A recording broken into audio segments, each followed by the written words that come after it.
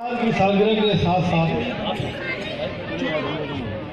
सरकार के पोते राहिल शाह आज माशाल्लाह इसकी सालगिरह है, तो हम सब की तरफ से इसको भी मुबारकबाद। अल्लाह ताला इसको लंबी हयाती दे और बड़ों का आदर करने की तौफीक अता फरमाए और अपने दादा के मिशन में काम करने की तौफीक अता फरमाए और राय रास्त पर आए। और अजीज साथियों, आप लोगों ने उठना नहीं है, ठीक है?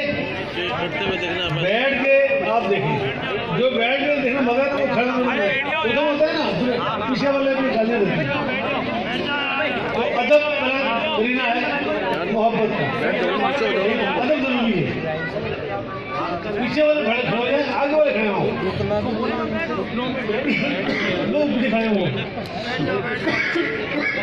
इफरार भाई से गुजारिश है कि वो मेरे मुर्शिद की आई सवारी, मेरे मुर्शिद की आई सवारी, दूर हो दिलारी दिलारी